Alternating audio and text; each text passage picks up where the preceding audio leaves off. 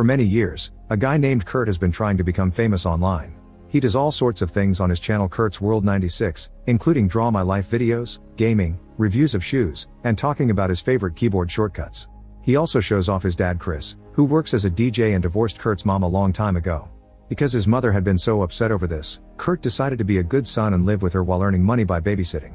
No matter how much he records though, Kurt hasn't found a loyal audience for his videos, his numbers never reaching the double digits. This is very different from Bobby and his channel Bobby Base Camp, a kid Kurt used to babysit and is now a famous influencer. Kurt sees himself as Bobby's friend, but Bobby just tolerates him and pushes him away from his own camera. After 10 years of failed streams, Kurt reaches a breaking point and is ready to give his channel one last shot with something he calls the lesson, which is meant to teach people how to gain an online following. He starts by preparing his car with lots of cameras and a bunch of water bottles, saying it's step 1 of the lesson: if you're not documenting yourself, you just don't exist. This car will be used by Kurt to work as a driver for a rideshare app called Spree, and the first passenger he picks up is a man that refuses to put on his seatbelt and is suspicious of the cameras, but Kurt just tells him there for protection. This guy also preaches the gospel of white supremacy, and Kurt's worried that this racism could hurt his live streaming audience, which is currently just Bobby, so he begins driving a bit more recklessly. The guy complains, but Kurt just encourages him to drink his free bottled water. It turns out that this water has been poisoned, and Kurt even made a whole video tutorial on how to do so without getting caught. Then Kurt puts on some music and speeds through a stop sign as the man dies in his back seat, coughing his life away. Kurt's only viewer Bobby thinks the kill was all an act for views, but Kurt is fine with this because this is part of the lesson. At first nobody should be able to tell that what he's doing is real, because he wants to get as many done undetected for maximum attention down the road. Kurt's next passenger is a snippy realtor who leaves her sign in the trunk. After some chit-chat she goes for a water bottle by her own choice, quickly becoming Kurt's second kill. Kurt goes to the back seat to show the body properly on camera and even jokes that he may drink the water as well. At that moment Chris calls Kurt to ask him for a ride, but Kurt just hangs up on him. Then he proceeds to cover his tracks. He unlocks the woman's phone using her dead face and gives himself 5 stars on the ride app. Then he answers a text message with a rude message so the woman won't be expected at a work meeting. After getting rid of the body, Kurt picks up his next passenger, an abrasive meathead named Mario. Kurt tries to play some of his own music but Mario complains about it. He also refuses to touch the free water. Then Kurt takes a detour to pick up another passenger, ignoring Mario's complaint since it was him who chose the pool option. The passenger is a famous influencer and stand-up comedian named Jessie, who cancels the ride as soon as she hears Mario hit on her and walks away. Mario pushes Kurt into following her and Kurt offers to drive her for free just to get her in the car. As he drives, Kurt hears she's got a huge following and asks her how she did it, to which she responds she simply is funny. Then Kurt keeps asking for help and Mario keeps hitting on her with very inappropriate comments, so Jessie records everything for her social media before leaving the car, sick of these two creepy guys harassing her. Now Kurt is upset because he lost a chance to make friends with a real successful influencer, so he suddenly changes routes and takes Mario to a distant construction site. He's been driving so fast that Mario starts feeling sick, and Kurt makes him leave the car to avoid having barf on his seats. Mario complains but still leaves because he needs to relieve himself, and at that moment, Kurt plays his own song at full volume and speeds up to slam his car into Mario, making the body fly above the car and land on the front window for a perfect bloody angle for the camera. After dumping Mario's body and cleaning the car, Kurt stalks Jessie on her social media and sees that she has a stand-up show that night. He sees this as a sign, saying that he and Jessie are two big things happening on the same night. Obviously Kurt isn't big yet, since he's still having single-digit viewers and his only tipper is Bobby, who still thinks the murders are fake. That's because he's a very fake creator himself. He is always playing pranks on the homeless, and the one time he supposedly helped them it was all acted for the camera. This is nothing like Jessie, who people like for how genuine and relatable she is. Moments later, Kurt stops at the gas station, where he gets rid of the realtor's sign and refills the tank while arguing with Bobby, who tells him he's boring and that he should spice up his stream. Once all the blood has been cleaned from the car, Kurt tries to spice up things like Bobby said by driving recklessly for his next passengers, a trio of socialites that includes Richard, Kendra, and London. At first Richard and Kendra are terrified by the way Kurt drives, but London is excited because she feels like she's on an adventure and jumps to the front seat to chat with Kurt. Eventually Kurt goes off route again and drives the trio to a junkyard, telling Richard and Kendra to hang out the sunroof because there's a beautiful view here that is perfect for social media pictures. Richard and Kendra play along and actually have fun, but then Kurt begins driving faster and suddenly closes the sunroof, trapping his next victims while his song plays in the background. At that moment some wild dogs from the junkyard jump on Richard and Kendra to feed, and Kurt takes a power drill that he keeps in his car to kill London with it. Afterward, Kurt takes his vehicle to the car wash and calls Bobby for his opinion, but he sadly didn't see Kurt's triple kill. He actually stopped watching the stream because Kurt just doesn't interest him. Kurt demands to know why Bobby hasn't given him a shout out yet like he promised, and Bobby tells him he should be more like Jessie because she comes across as authentic. Kurt checks out Jessie's socials again, but jealousy makes him comment bitterly in the most nitpicky ways, like saying she doesn't even film her stories vertically. While a bitter Kurt drives to a house in the suburbs, Jessie posts the video she took in the car to burn Mario and Kurt, then she visits her grandma to take good care of her while recording it for her social media.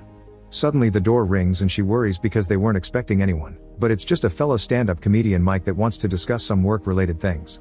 It turns out Kurt is actually visiting Bobby, who tells Kurt to go away because they're not collaborators or friends, and all this is being said in front of the camera for his fans to hear on his stream. Bobby insults Kurt as he comes closer demanding help, and Bobby's fans end up going to Kurt's stream to see the other side of the argument. Kurt suddenly stabs Bobby with a knife as his stream finally reaches double digits. Bobby tries to defend himself with a gun, but after some struggle, Kurt overpowers him and kills him, although his audience believes it's all fake. Kurt jumps into triple digits by hosting his stream on Bobby's feed and even records himself showering to get rid of all the blood and going through Bobby's things. At that moment his dad texts him, saying that he needs a ride to a gig.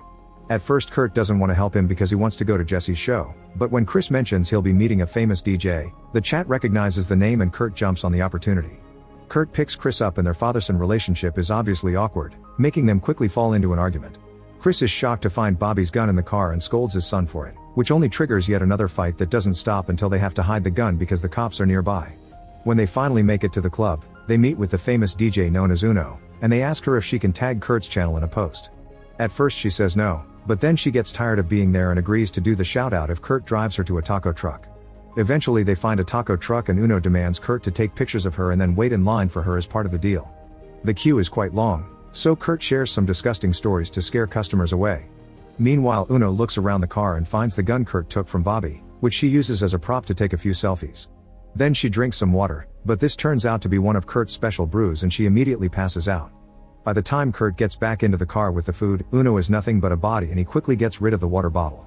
Unfortunately this gets the attention of the cops, who come over to ask Kurt to perform a field sobriety test while Kurt pretends Uno is his girl and she just fell asleep. Suddenly Uno wakes up because she didn't drink enough to fully die, and seeing the cops, she panics and shoots one before running away. One of the cops goes after her, and when Kurt takes the chance to escape in his car, he's also followed. All this is boosting his livestream viewers all the way up into quintuple digits. Desperate to lose the cops, Kurt begins driving like a maniac and ends up crashing a homeless camp, killing a few hobos on purpose before his car flips. Meanwhile Jessie's been given a ride to her show by Mike, who keeps bothering her and saying he has all kinds of contacts. This guy also does a little opening before her but doesn't make anyone in the audience laugh.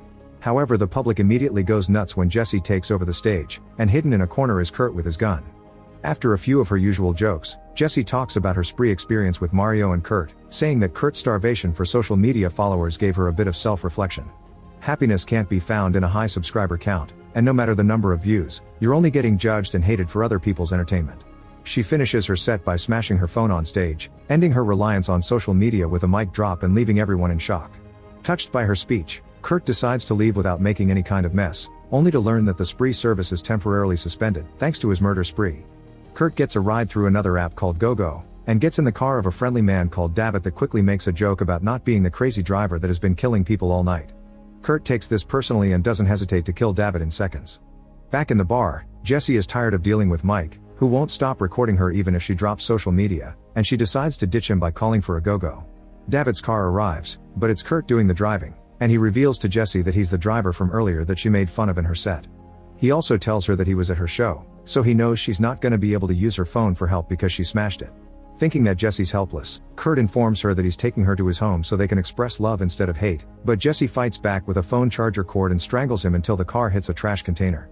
Kurt stops the car with a huff and responds by punching Jessie, knocking her out. Then he drives her to his front lawn where he drags her body into his headlights. He polls the audience on what he should do with her, and the watchers choose he should kill her. Kurt gets ready to run her down as his viewers spam the chat.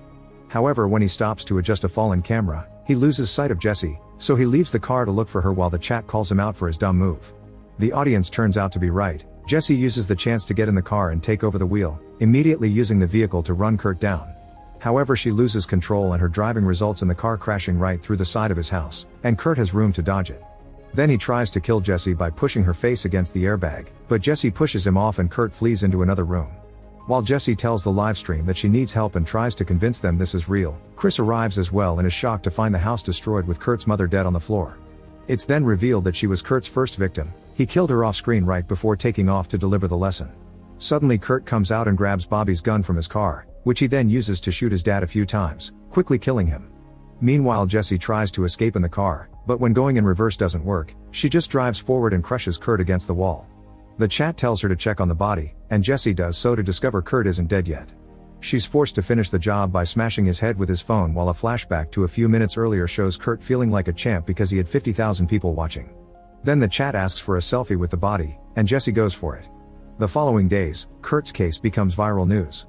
Jessie ends up more famous than ever as a multimedia queen, and though Kurt is despised by all reporters, he is seen as a hero by some of the scummier parts of the net like 4chan and Reddit.